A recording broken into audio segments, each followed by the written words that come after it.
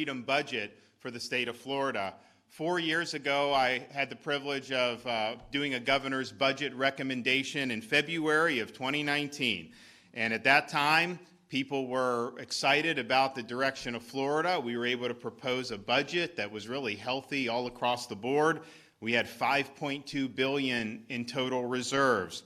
We had $1.4 billion in unallocated general revenue. Our budget stabilization fund had $1.6 billion in it, and we were also proud to be able to propose tax relief of $335 million. When we did that, I remember people were happy. People said Florida is well managed, and this is a very sound budget. Now, what's happened since 2019? Well, we had a global pandemic.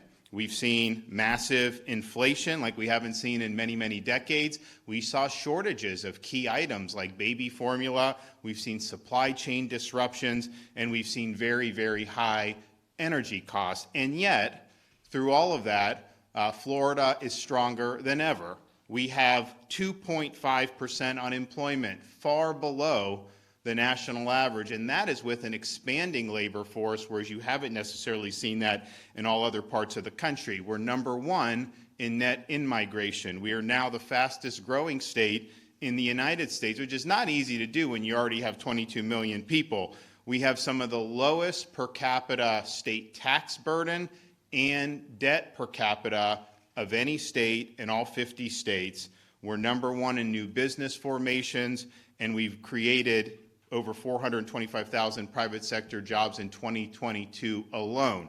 So if we were here 4 years ago and people said that we would be able to propose what we're proposing today, most people probably would have said that that wouldn't have been possible. But if you would have told them everything that had happened in these 4 years, they definitely said it wouldn't have been possible. Well, today we're able to propose this framework for freedom budget that has total reserves, whereas we were $5.2 billion 4 years ago. We're able to propose total reserves of $15.7 billion, whereas we had unallocated general revenue 4 years ago at $1.4 billion. Today, we're able to propose $6.9 billion in unallocated general revenue. Our budget stabilization fund 4 years ago was $1.6 billion. Today, we can propose that rainy day fund at $3.4 billion. And whereas we proposed $335 million in tax relief 4 years ago, today we're able to do $2 billion in tax relief, including the $500 million we've already gotten signed into law with our toll relief program. So that is strong performance. That shows you that this state is going in the right direction. Now you look at that and you see those reserves, and that is $15.7 billion, not even accounting what the revenue is going to look like between now and the end of June. They redid the revenue estimates last summer because we had been blowing past them, and so it's like, okay, you got to figure out, things are going well. We're churning out a lot of revenue. We have people visiting, all this other stuff, home sales. So they upped it, and they said, okay, we are expecting more revenue now, and yet every month since they did that, we far exceeded, sometimes by a couple $100 million, sometimes by $500 million. So this budget doesn't even include February, March, April, May, June, but even being very conservative, you're looking at another $1.5 billion on top of this, so probably end up over $17 billion, but that's also taking out what we just proposed earlier this week with the Moving Florida Forward initiative. We're in a situation where our state's growing, and not just for people moving here, all the people that visit here. We've been very strong on infrastructure historically in Florida, not just with me, but some of this stuff really needs to get moving, and so we have very critical projects in places like Central Florida, Tampa Bay, South Florida, even the Panhandle, that are in the kitty, that are being planned to be done, but would take 20-some years to be able to do. So we're doing $7 billion, including $4 billion in general revenue this year to be able to accelerate that. So you're going to have some of those programs that are going to be done a decade earlier than what it was ever doing. Had we not done that, you'd end up with well over $20 billion, $22 billion, somewhere around there, in total reserves, and you don't want to be like California, where you have a massive budget shortfall. You want to be healthy, you want to make sure that you have strong reserves, but at the same time, when you're in a situation where you have really persistent inflation, where you have a growing state, where there's infrastructure needs, you don't want to just have all this money just sitting there, because that's telling me that you're not doing as good a job as you need to be doing, returning money back to the people with tax relief, meeting needs that are really, really significant. And so we're able to do all of this, still have those reserves where no one would thought possible, but I mean, we're doing really, really big things. So if you look at the tax relief, we already did the $500 million. I had promised that earlier last year, and we didn't even have to wait till the regular session. We got it done in December because we thought it was important that people start off the year being able to get that. So starting this month, commuters are going to get a 50% rebate on all the tolls that they did if they have the Sun Pass or these other passes, and that's going to save people hundreds of dollars this year, and some people thousands, because you have some people that pay hundreds of dollars a month in tolls. So you take that bill from commuting, you cut that in half. That's really, really significant, especially when you have inflation crunch.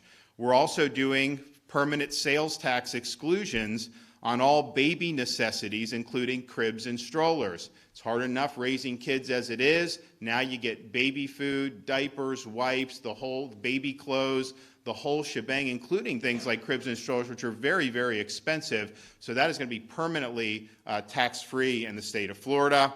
We're also doing a permanent exclusion on all over-the-counter pet medications, because they're parts of our families too, and these are things that you need to do, so that's going to give a lot of Floridians relief.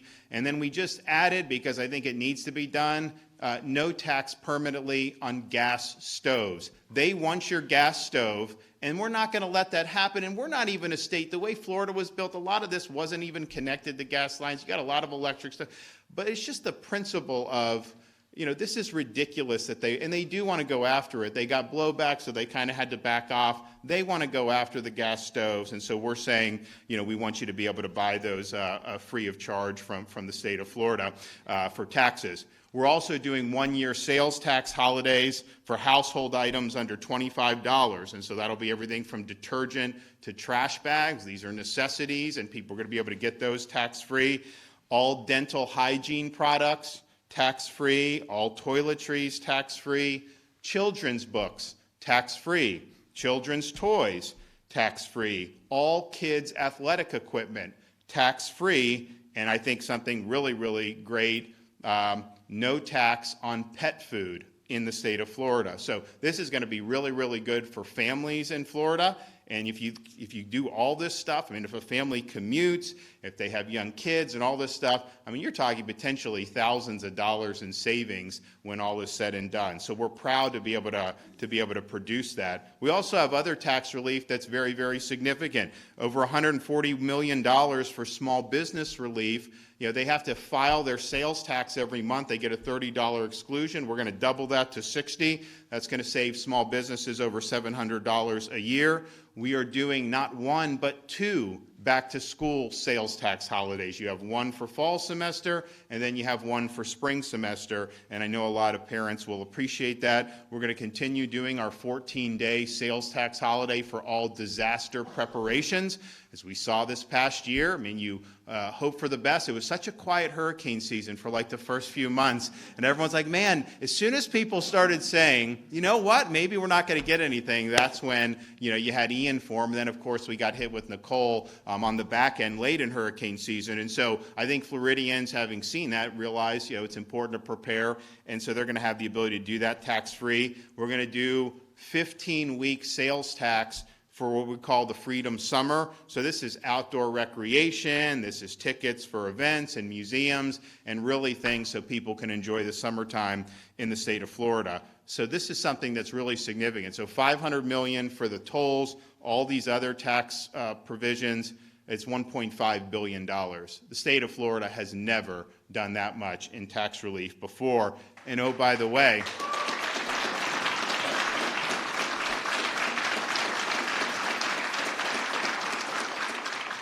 And oh, by the way, you see inflation going. It's been really difficult in so many different things. You're not seeing any inflation in Florida with our college tuition because we're not allowing any tuition increases at our state universities or state colleges. We are the most affordable state in the country for higher education, and we're going to keep it that way. We also understand that you have to have a lean government.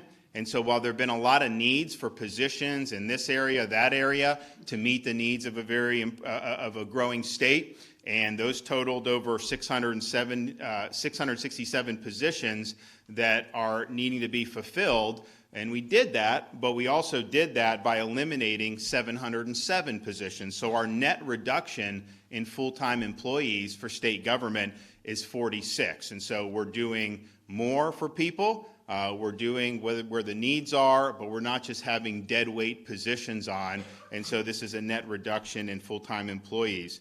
Our state debt is one of the lowest state debts in the entire country per capita. They did a thing where like $20 billion in debt. Our economy's over $1 trillion. So it ends up being a debt to GDP ratio about 1.5%. Contrast that with the federal government. The debt is bigger than the overall national economy, and the debt to GDP ratio is like 130%. And so Florida, you couldn't have a more polar opposite fiscal situation. And so we're proud of that. At the same time, we want to keep going. So we're going to launch a debt reduction program. We're going to seed it with $400 million. This will be able to retire debt ahead of schedule and continue to make sure that the people of Florida are in good shape. If you count the per capita tax burden or per capita debt burden in Florida, I think for each citizen of Florida, it'd be about $767. Contrast that to the federal government. If you took each individual American and said, what is their share of the national debt? It's over $90,000 per American. And so, again, a radical difference. So we're going to do this debt reduction. We think it's going to be very important. We also are going to do something which I don't think any other state has done. We're going to create and we're going to seed with $1 billion a new state investment fund. So this is basically taking surplus that we have and said, okay, instead of it just sitting there, why don't we put it to good use? It'll be, in terms of tapping into it, it'll be below the budget stabilization fund. So you'd have to exhaust the BSF before you could even get to this. I don't foresee that being necessary, but nevertheless, that would be the priority. So it's $1 billion into the fund. It'll be invested by the State Board of Administration. The first 3% of the returns go back into the fund so they can continue to build the fund. The next 2.5% on top of that will go to the debt reduction program. And so we've put money for that. Then this will continue to feed money into that if they have positive returns. And everything above that 2.5% will go to general revenue. So I think this makes a lot of sense. I think it's something that is putting the money to good use, and we're going to continue to lead on fiscal responsibility and making sure that our state is not drowning in debt. Some of these states have massive, massive debt. Some of them have deficits, even though they got a lot of money from Uncle Sam over the last few years, still running big deficits. And so Florida, we're built to succeed now and deep into the future, and I think these debt policies are going to be very, very, very positive. This is a great budget for education in the state of Florida. We're proud to say that we've been ranked pretty consistently over the last few years #1 in public higher education system, and largely because of how affordable our education system is. We're also #1 in education freedom, and I think we're going to bolster that ranking significantly after this legislative session. #1 in parental involvement in education, and I think we're going to do more to fortify that. And then if you look at the 2022 NAEP results, the nation's report card, we came in 3rd and 4th respectively in 4th grade reading and math, but if you control for demographics, we would clearly be #1 in the country in both 4th grade reading and 4th grade math. And so we're proud of that. We want to build off that success. So this budget will have a record $26 billion for K through 12 education, $1.6 billion for early childhood learning and for VPK, and $1 billion for our salary increases for teachers in our categorical budget. You know, we actually had to you increase education spending, And you have school unions that will use that for different things, and it doesn't go to teachers enough. So we said this can only go for teacher salaries. We put this in several years ago, and we've increased it every year. This is a $200 million increase from last year. But, it's frustrating. We did that. The budget was signed last spring, and you still have some school districts, they hadn't paid their teachers more when they had the money in the kitty, because this is all playing politics with that. So this is the biggest investment that's ever been made, but I think they need to actually pay them on schedule. So maybe we'll put something in there to make sure that they actually do it and they don't drag it out. But that's a big, big win for teachers. We are going to have an increase of $205 in per pupil spending, $8,453 per student. That's the largest that Florida has ever had. Increase in the base student allocation for $121. We'll do $400 million for school safety and mental health program. That's an increase of $60 million. $5 million, which is an increase from, I think, $3.5 million last year for security at our Jewish day schools, and $10 million for our new teacher recruitment program that's seeking to enlist retired military veterans and first responders to come and serve their community in the classroom. For higher education, we are fully funding at $614.5 million Bright Future scholarships for the citizens of Florida. I think it's good that if you're a good student, you may have options to go other places. Decide to go to a state university in Florida, basically you could go for free, or at least have the vast majority of it paid for, in terms of your tuition. And so you can graduate using Bright Futures with virtually no debt in the state of Florida. And that's not true in many other parts of the country. In fact, our out-of-state tuition is lower than some places in-state too. Someone was telling me about how much it costs to go in-state in some of these other places, way, way more than it costs to go in the state of Florida. So we're proud of that. We're doing, I mentioned this yesterday, we're going to put $100 million in the kitty for each of our universities to compete for, where they can go and recruit with higher salaries, great tenured, potentially professors, maybe assistant, maybe tenured, bring them on and be able to pay for really, really good performance. Some of these people in some of these schools, they don't make that much money. If you find really good people, we now are putting money where our mouth is. You could go and recruit those. And we're going to do, in a few weeks, I think, when the LBC meets, they're going to do $15 million for New College for the recruiting there. You've seen there's some changes there. We're reorienting the mission for classical liberal arts instead of what it was. And I think there's huge interest in this, but you're going to be able to go there, potentially live in a very nice part of the world, and make more than whatever you were making. So we're happy to make that investment. We're also happy to continue to make investments in workforce education. Yes, higher education, traditional, it's an important role for that. We've been supportive, but that is not the only pathway to success. We understand credentials at the high school level, state colleges, other workforce programs are absolutely essential, and not only giving opportunity for Floridians to be able to do very well with very minimal debt, but also it's important for our economy to have these key positions filled. So for example, when I became governor, Florida was producing about 650 truck drivers through the commercial driver's licenses every year. Now we have the ability to do about 3,500 every year.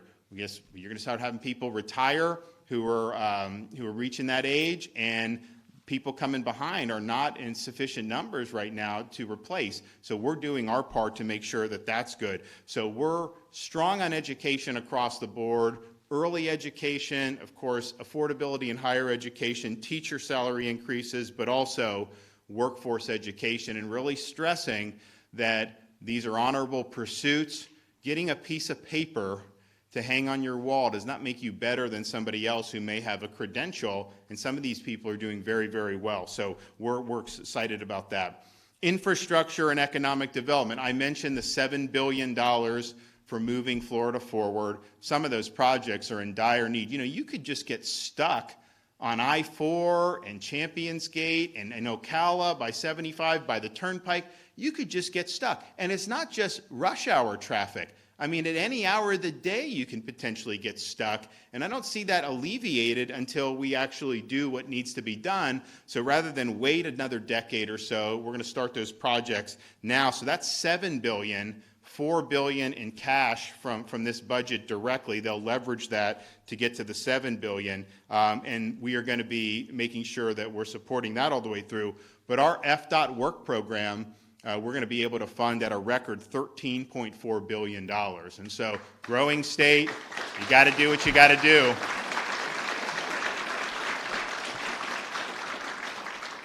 We'll be able to fully fund Sadowski Affordable Housing Trust Fund at $402.7 million, and we will be able to fund, for the second year in a row, the Hometown Heroes program, $100 million. It's been very popular. You've had people who are first responders, teachers, people that are really integral to the community use this to be able to afford to buy a home.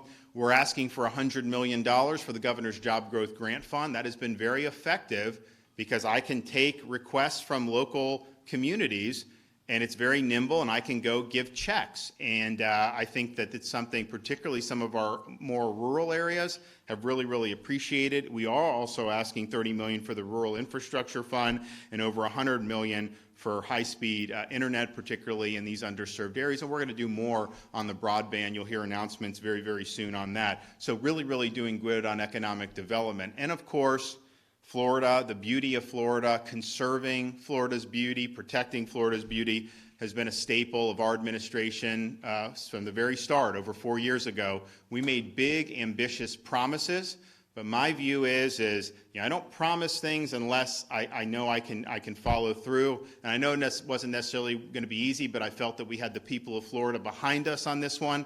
So we set out an agenda. We said we would accomplish it, and not only did we accomplish it, we exceeded what we promised. And so it's really been a golden age of conservation in the state of Florida. If you ever see the maps that I think we've put out of the water flow from Lake Okeechobee south through the Everglades down to Florida Bay, what it was 4 years ago versus what it was now, dramatic increase. We have more to do, and so we're going to continue fulfilling our promises. And so we said over these next 4 years, we promised $2.5 billion over the first 4. That was $1 billion more than had been done the previous 4. We exceeded that by a country mile. Now we're promising $3.5 billion over these next 4 years. We're going to be able to do for water quality and Everglades restoration $1.1 billion. So that's a first step towards reaching that $3.5 billion. Obviously, that puts us on target to be able to do that over a 4-year period. That money has worked. That money is important, and we're going to continue fighting for that. We're also doing a lot for our coastal communities, as we saw with Ian, and then, of course, with Nicole. It's important to be able to bolster those coastlines. So we have $406 million for resiliency efforts, as well as $156 million for beach renourishment, and that is in addition to the $100 million that we just got passed through the special legislative session in December. So from what we did in December to what we hopefully will get now, that's about $250 million to support our beaches and to fortify our coastlines. We're going to asking for $15 million to enhance the oyster restoration efforts at Apalachicola Bay, which is very important for the culture of that community, as well as $21.2 million for coral reef protection, which is really important in southern Florida. I'm excited about what we're going to be able to do with public safety. We've taken very clear position on public safety, making sure we're a law and order state.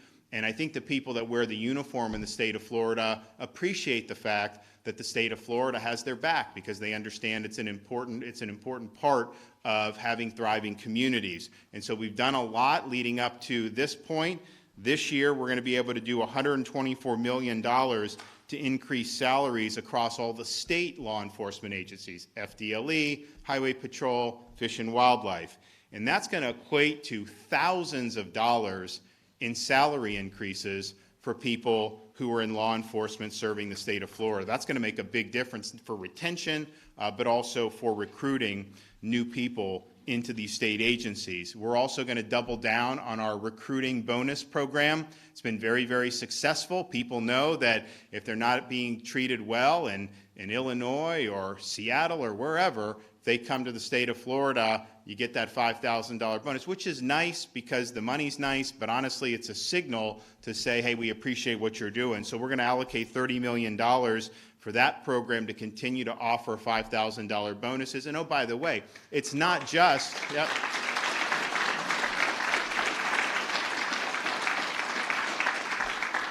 it's not just recruiting from other states. When you have new people in Florida going into the profession, these young people, they're also eligible for that bonus. So they may have options about what they want to do with their life. If they go and they commit to this, they get the $5,000 bonus. We're also going to allocate $20 million to assist local law enforcement efforts in combating the fentanyl epidemic.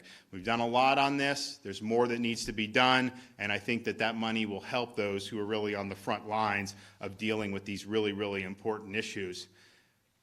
Thanks to the First Lady's effort, we've really galvanized a lot of support for cancer research, as well as many other programs involving Health and Human Services. This budget allocates $166 million to support cancer research, including $20 million to establish the Cancer Innovation Fund. And so this is really trying to jumpstart, take some risks, to maybe get some very promising results. We are doing $76 million to help women and children by increasing hospital rates for inpatient services for acutely ill newborns and for pediatric patients, as well as $143 million for enhanced services to pregnant and postpartum women and children. In terms of the opioid epidemic, you have the $20 million that we mentioned, but we're going to do $334 million to support the full array of services. And we have a core program in the state of Florida. You're talking about prevention, you're talking about treatment, you're talking about a whole host of things that go into this. $147.4 million to use the money from the state opioid settlement to create an office, which we're required to do, to administer the funds, and then to be able to use these for a wide variety of services to help the people of Florida. One of the things that we've always said in Florida is we want to support seniors first and put seniors first. We've done that in a variety of ways. One of the things we've done is really lean into support for Alzheimer's, not just for research, but also for services. So we have $9 million for memory clinics and the brain bus in this budget, $5 million for increased services for caregivers, and $1 million for our Florida Alzheimer's Center of Excellence, as well as continued research funding that we're providing to our universities. For the state employees, we're able to do nearly $700 million increase in our state pay package. That will include a 5% across-the-board increase for all state employees.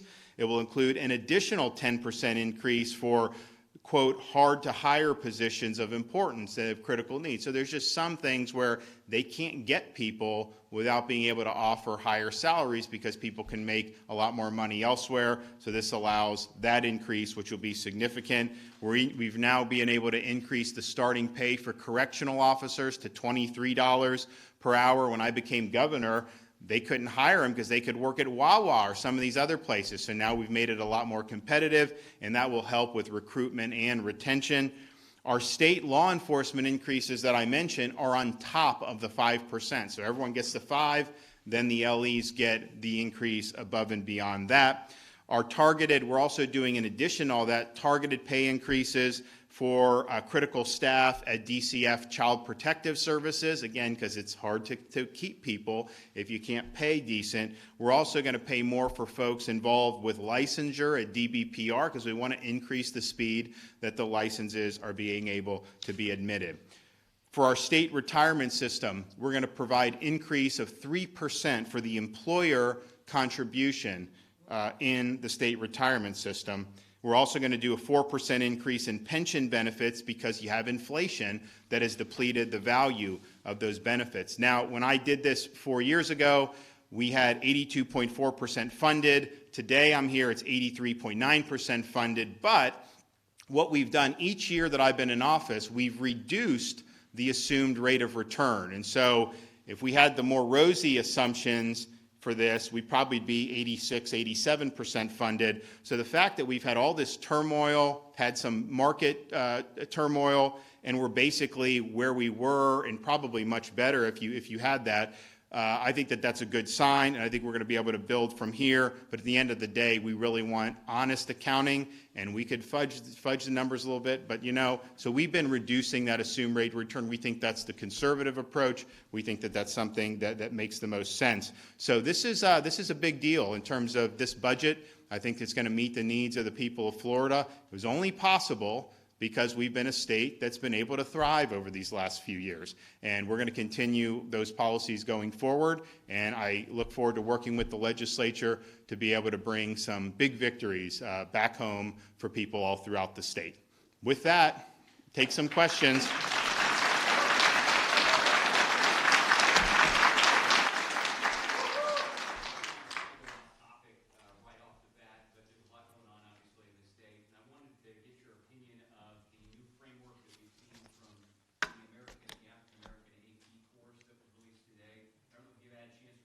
Yeah, I haven't seen it, so I'll have to get back to you on that. Yep. Yeah, Governor, you're proposing to spend another $12 million to move migrants from, now you're saying, from within the United States instead of Florida. Why should taxpayers spend more money on this when you haven't even relocated a migrant from Florida? Well, because I think we've had a deterrent effect, and I think people are sick of having an open border with no rule of law in this country. So we can just sit here and do nothing about it, or we can actually stand up and say whatever tools we have at our disposal, we are going to be used. There have been millions and millions of people that have come across that border illegally over the last 2 years. And it's an abdication of the duty to enforce the law.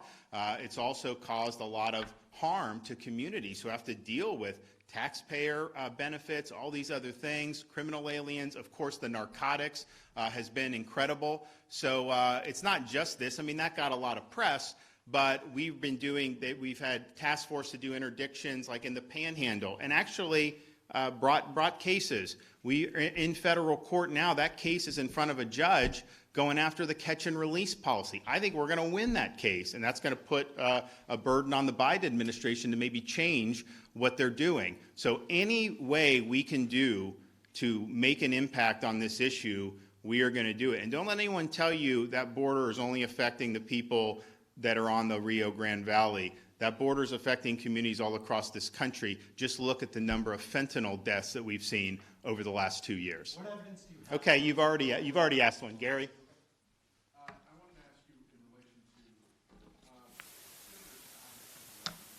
and other governors across the state relative to the use of federal COVID aid.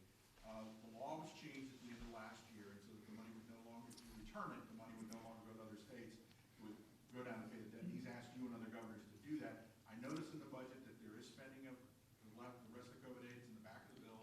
Just wanted to get your thoughts on the idea of continuing the spending as opposed to returning it as Senator Scott suggested. So if you look at how much money that is, what is it, Chris? Like $100 million, $200 million, a few $100 million? It's how much dent would that make in the debt? I mean, seriously, I appreciate when federal folks are concerned about how we're managing this. Why don't they get their house in order? Why don't they stop spending so much of our money? Yes, sir. Governor, what are the chances that you'll sign the 6-week heartbeat bill that comes to your desk? And if you also support the concealed carry or constitutional carry bill? I've said on both of those, we are for constitutional carry, we're for pro-life. I urge the legislature to work, produce good stuff, and we will sign. Yes, ma'am? With the threat of a nationwide recession, do you think that will have any kind of impact on this budget, any kind of economic downturn? So it's built in. When you have $15.7 billion in reserves, when you have $3.4 billion in your rainy day fund, you are prepared to be able to weather those types of storms. And if you look at the Great Recession, which really devastated Florida because there's so much built into the housing, and you had the housing bust, they had some, $1 billion, $2 billion. I mean, there were billions in shortfalls. I think we probably are going to have an economic downturn nationwide. I just think that there's a lot of problems, but I think we've consistently outperformed the nation. We will not be immune to it.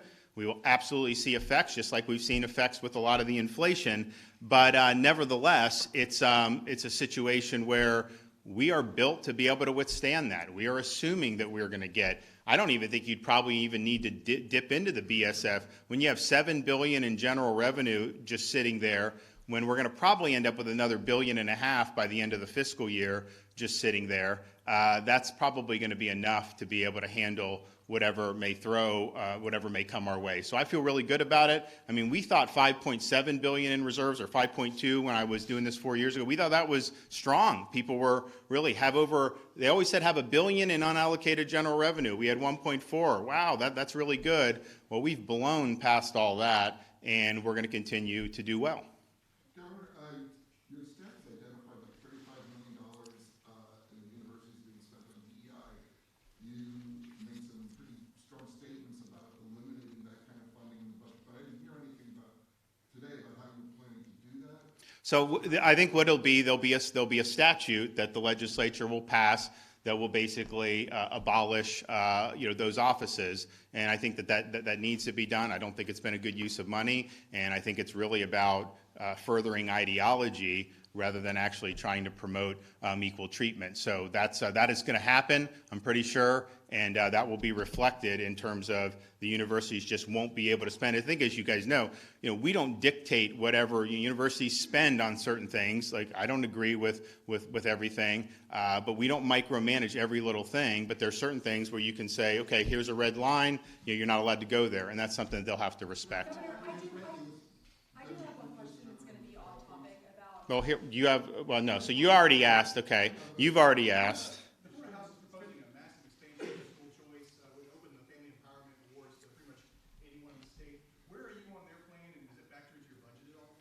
So, we didn't necessarily factor the entire thing. I think we factored in some increases.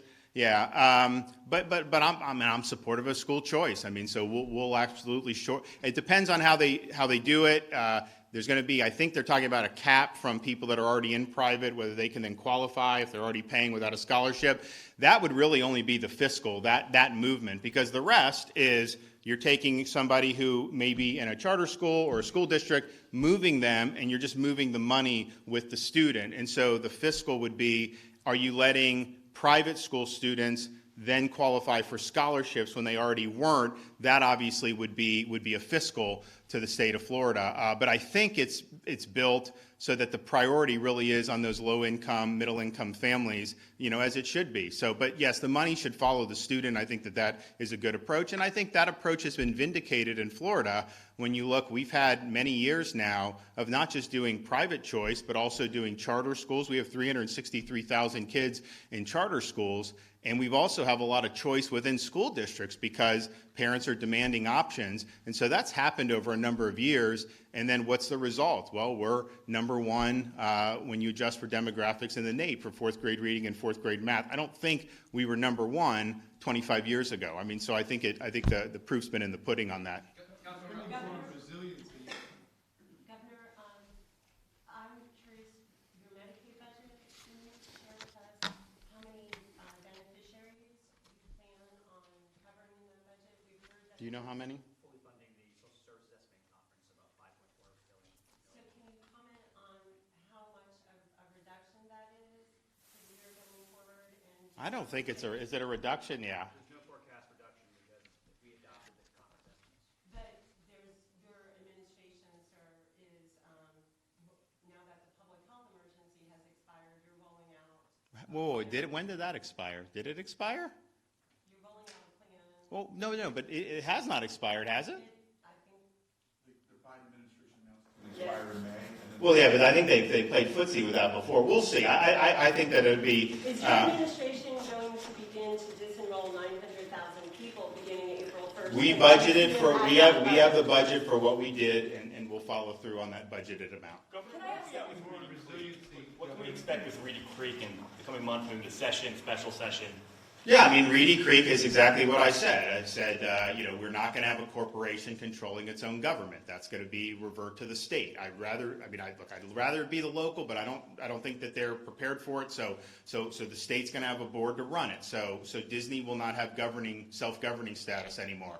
We're going to make sure that there are no special legal privileges and that they're abiding by the same laws That'll be in the bill. And then making sure they're paying their fair share of taxes and paying the debt. You remember when we did this, people said, oh, all the Floridians are going to get soaked with the Reedy Creek debt and all these people's taxes are going to go up. Not happening. We said that at the time, and now we'll have a great framework in place to be able to bring some sense to this and just understand that, it's not right to put one company in this special status. And so what we're really doing is just doing equal treatment, and I think it's exactly what we said we would do. Governor, what is in the budget for what is in the budget for that in the past? You're increasing resiliency, and you've dismissed climate change as left-wing stuff. But is spending on resiliency going to be enough? What I have said is, you will have people that say under climate change that gives them the right to regulate and control everything people do. And we reject that in the state of Florida. They claim climate change for gas stoves. They claim all this stuff. Notice how they don't like gas, natural gas. They don't like oil. They say it's all should be windmills and solar panels. But what's the cleanest of all? Nuclear. They almost all oppose nuclear. So they use that to control. So what we don't do in Florida is embrace things to just try to control people. But what we do is I have vulnerable areas in the state of Florida. We're a storm-prone state. If you look at what happened in Ian, some of the areas that had been fortified after Charlie and even a little after Irma, they did much better. So that's just recognizing that we're in this position to have to fend this stuff off. But that's really a positive thing that I think most people do. Take away gas stoves, take away this, all that other stuff. That's not going to happen in the state of Florida. And I do think that is really what they use more than anything else to try to justify exerting control over people in this country. And we're not going to let that happen. Florida has the most death row exonerees in the nation. Most of those exonerees were sent to death row on non-unanimous jury sentences. As you look to move in that direction again, how do you factor in the risk of innocent people ending up on death row? Well, if they're exonerated, then the system worked, correct? I mean, there's copious appeals. I think in what we saw with Parkland, to have one juror stop that wasn't about somebody that was going to be exonerated. Nicholas Cruz is not going to be exonerated. He's guilty. Everybody knew he was guilty from the moment this happened. In fact, before there was even news reports, people in that community, when this happened, they all said it must have been this guy. So this was a ticking time bomb that a lot of people didn't take seriously. So you have this terrible tragedy, and it's like it takes years to even get him to this point when he pleads guilty. And then you have this, and it's almost all the jurors said this is appropriate, and you have like one that says not. So I think in this situation, it's you have the guilt phase is a unanimous jury. That's always been the case. The penalty phase has never required that until very recently with a decision that's been overturned. So if you're talking about somebody that's wrongfully convicted, that was convicted by a unanimous jury, and that's how that will stay in the state of Florida, and that's how we've pretty much done it for at least recent history. But on this death penalty, and I respect people that don't agree with it, but that's the law in Florida, and if that's the appropriate punishment in this situation, you've got to have jurors that are willing to actually administer that. And I think that we sometimes will get some that really don't have any intention of doing it. So you have one of those on the jury, then all of a sudden it throws everything else out the window. So, Chris Spencer is going to come and answer questions, and answer more questions about the Framework for Freedom budget. But I think that this is really, really exciting, and I don't think too many people thought we'd be in this situation if we were here 4 years ago. So thank you all. Take care.